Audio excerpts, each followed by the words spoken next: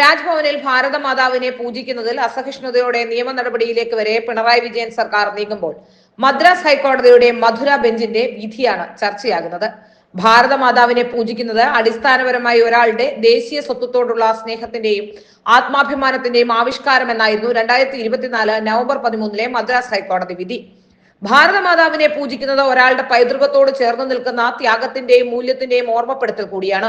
ഭാരതമാതാവ് സ്വാതന്ത്ര്യത്തിന്റെയും ശ്രേഷ്ഠതയുടെയും സഹനത്തിന്റെയും സാംസ്കാരിക സ്വത്വത്തെയും പ്രതിനിധീകരിക്കുകയും ചെയ്യുന്നുവെന്ന് ഉത്തരവിൽ പറയുന്നുണ്ട്. തമിഴ്നാട് വിരുദുനഗർ ജില്ലയിലെ BJP ഓഫീസ് വളപ്പിൽ സ്ഥാപിച്ച ഭാരതമാതാവിന്റെ പ്രതിമ DMK സർക്കാർ പിടിച്ചെടുത്തതിനെതിരെ പാർട്ടി ജില്ലാ പ്രസിഡന്റ് P പാണ്ഡുരംഗൻ നൽകിയ ഹർജി അംഗീകരിച്ച് മധുര ബെഞ്ചിലെ ജസ്റ്റിസ് N ആനന്ദ് വെങ്കടേഷ് ആണ് സുപ്രധാന വിധി പ്രഖ്യാപിച്ചത്. ഒരാൾക്ക് തന്റെ ദേശീയത, ദേശഭക്തി, ദേശസ്നേഹം എന്നിവ പ്രകടിപ്പിക്കാനുള്ള അവകാശം ഭരണഘടനയുടെ 19(1)A അനുവദിക്കുന്ന മൗലികാവകാശങ്ങളുടെ പരിധിയിൽപ്പെടുമെന്ന സുപ്രധാന നിരീക്ഷണവും വിധിയിലുണ്ട്. ദേശീയ പതാകയെ സംബന്ധിക്കുന്ന വകുപ്പാണിതെങ്കിലും പതാകയായാലും പ്രതിമയായാലും ദേശഭക്തിയുടെ ആവിഷ്കാരത്തിന് അടിസ്ഥാനം ഒരേ തത്വമാണെന്നും ജസ്റ്റിസ് N ആനന്ദ് വെങ്കടേഷ് വിശദീകരിക്കുന്നു. ഭാരതമാതാവിനെ ആദരിക്കുന്നതും പൂജിക്കുന്നതും സ്വന്തം ദേശത്തോടുള്ള സ്നേഹത്തെ എത്രമാത്രം പ്രോജ്വലിപ്പിക്കുമെന്ന് വ്യക്തമാക്കുന്നതായിരുന്നു മദ്രാസ് ഹൈക്കോടതി വിധി. ഭാരതമാതാവിന്റെ പ്രതിമ സ്ഥാപിച്ചത് മാതൃരാജ്യത്തോടുള്ള ഒരാളുടെ ആദരവിനെയാണ് പ്രതിഫലിപ്പിക്കുന്നതെന്നും ഉത്തരവിൽ പറയുന്നുണ്ട്.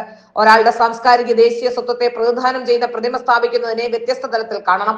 ഒരാൾ വീട്ടിലോ പൂന്തോട്ടത്തിലോ ഭാരതമാതാവിന്റെ പ്രതിമ സ്ഥാപിക്കുന്ന നാടിനോടുള്ള ആദരവ്, ഐക്യം, പ്രതീക്ഷ എന്നിവയെ പ്രതിഫലിപ്പിക്കുമെന്നും ഉത്തരവിൽ പറയുന്നുണ്ട്. BJP ജില്ലാ ഓഫീസിൽ സ്ഥാപിച്ച ഭാരതാംബയുടെ പ്രതിമ സമൂഹത്തിൽ അസ്വസ്ഥത സൃഷ്ടിക്കുമെന്ന് പറഞ്ഞാണ് പോലീസ് പിടിച്ചെടുത്തത്. ഇത് അംഗീകരിക്കാനാവില്ലെന്ന് വിധിച്ച ഹൈക്കോടതി പ്രതിമ BJP ജില്ലാ ഘടകത്തിന് വിട്ടുകൊടുക്കാൻ സംസ്ഥാന സർക്കാരിന് നിർദ്ദേശവും നൽകിയിരുന്നു. ഭാരതാംബയുടെ മഹത്വം വിശദമാക്കുന്ന കവിതയും ജസ്റ്റിസ് N ആനന്ദ് വെങ്കടേഷ് ഉത്തരവിൽ അവതരിപ്പിക്കുകയും ചെയ്തിട്ടുണ്ട്.